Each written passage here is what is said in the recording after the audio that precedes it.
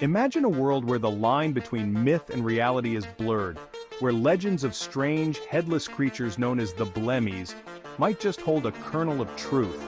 What if I told you that ancient explorers from Herodotus to Sir Walter Raleigh wrote of a people so bizarre that they defy explanation? Stick around, because by the end of this video, you might just question what you thought you knew about the boundaries of our world. The Blemmyes are one of the most curious and unsettling figures in ancient and medieval lore. These so-called headless men were said to inhabit the edges of the known world, particularly in the deserts of North Africa and the far reaches of Nubia.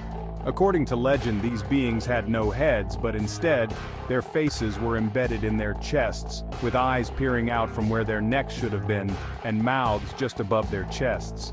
It's easy to dismiss these tales as nothing more than fanciful stories exaggerated by time and distance. But what makes the Blemmyes so intriguing is the sheer number of ancient sources that mention them.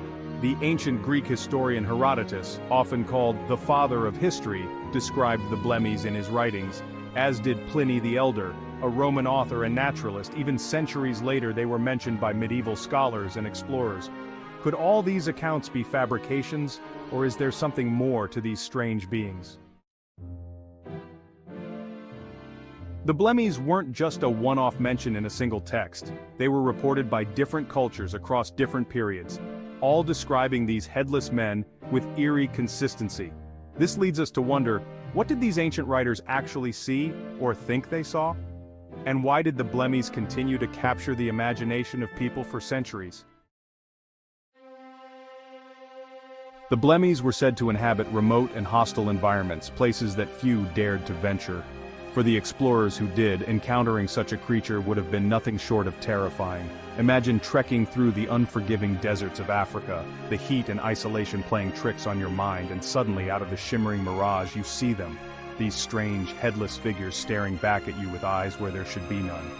But the Blemmyes weren't just passive inhabitants of these distant lands. Some sources suggest they were fierce warriors, a formidable force that could not be underestimated. Their physical appearance alone, so unlike anything the ancient world had ever seen, would have been enough to strike fear into the hearts of their enemies.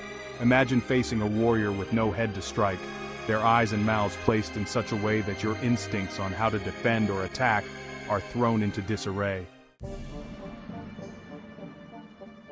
What's even more fascinating is how these tales of the Blemmyes made their way into the art and culture of the time.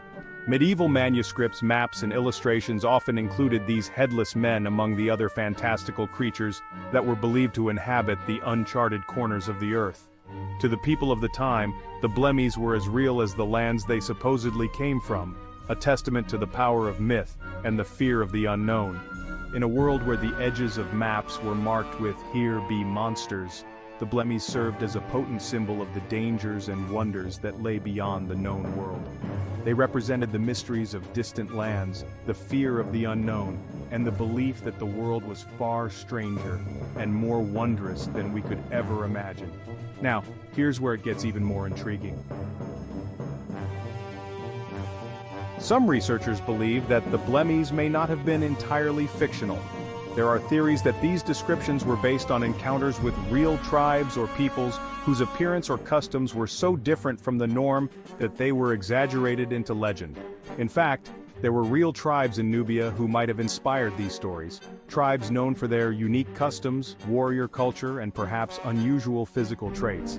Archaeological findings in regions once inhabited by these tribes have revealed artifacts and burial sites that suggest a culture that was indeed distinct, though not exactly as the Blemmyes were described.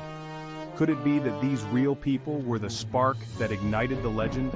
Over time, as stories were passed from one traveler to another, details were distorted, and the idea of headless men was born?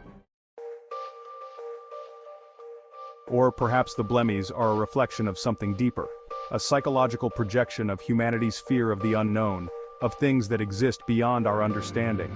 They remind us of how easily our minds can create monsters when faced with the unfamiliar.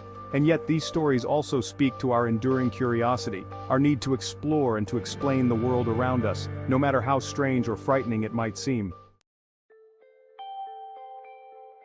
So the next time you find yourself lost in a story about strange creatures or distant lands, remember the Blemmyes, a tale that has withstood the test of time, a mystery that still lingers at the edges of our collective imagination.